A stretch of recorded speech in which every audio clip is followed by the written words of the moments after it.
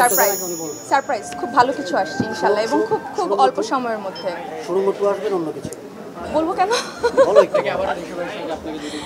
আমি জানি না, আর জানলেও বলবো না।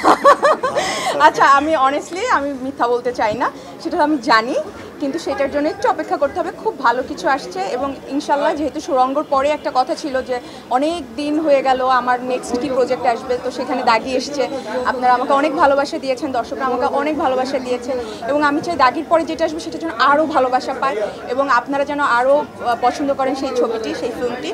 তো আমার মনে হয় সেরকমই একটা ছবি আমি পছন্দ করেছি, আমার লিস্টে নিয়ে এসেছি এবং খুব শীঘ্রই আপনারা জানতে পারবেন। অঞ্জন দত্তের সিরিজটার খবর এইটা আসলে আমি বলতে পারছি না, কারণ আমার শুটিং শেষ, আমার ডাবিং শেষ, পুরো প্রজেক্ট কমপ্লিট। এখন সেটা বলতে পারবে আসলে বিঞ্জ প্ল্যাটফর্ম বলতে পারবে যে ওরা কবে এটা আপনাদের কাছে পৌঁছে দেবে।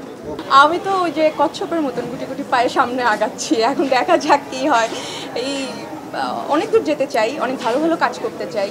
আমার একটাই ইচ্ছা যে হয়তো অনেক বছর পরে কাজ নাও করা হতে পারে, নানান কারণে না হতে পারে, সেটা শারীরিক হতে পারে, যে অসুস্থতার কারণে কাজ করতে পারছি না, বা যে ধরনের কাজ চাচ্ছি সেই ধরনের কাজ পাচ্ছি না। ইন্ডাস্ট্রিতে হয়তো নতুন আরও সুন্দর সুন্দর মুখ চলে এসছে যারা আরও ভালো কাজ করছে, এবং নানান কারণে হয়তো কাজ কমে যেতে পারে, বা হয়তো পরিবার শুরু করতে পারি সেই কারণে কাজ কমে যেতে পারে।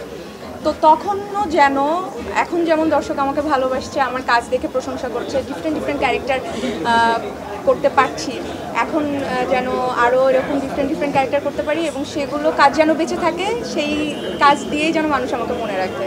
আমি একটা জিনিস বিশ্বাস করি, শুধু সৌন্দর্য দিয়ে ফিল্ম ইন্ডাস্ট্রিতে টিকে থাকা যায় না। ফিল্ম ইন্ডাস্ট্রিতে টিকে থাকতে হলে তাকে অবশ্যই পরিশ্রম করতে হবে, তাকে অবশ্যই অভিনয়টা জানতে হবে এবং ধৈর্য ধরতে হবে। এই তিনটা জিনিস খুব জরুরি। আমি ধৈর্য ধরেছিলাম, অনেক পরিশ্রম করেছি। যারা আমাকে দেখেছেন, আমার এই প্রায় 15 বছরের ক্যারিয়ার, যারা জানেন তারা জানেন যে আমি কিন্তু একদমই আসলাম আর জয় করলাম এরকম না। এখনও আমি জয় করতে পারিনি, কিন্তু আমি এখন চেষ্টা করছি আমাকে ভেঙে আরও যেন সুন্দর সুন্দর কাজ আমি দর্শককে দিতে পারি। তো সেই জায়গা থেকে আমার চেষ্টা,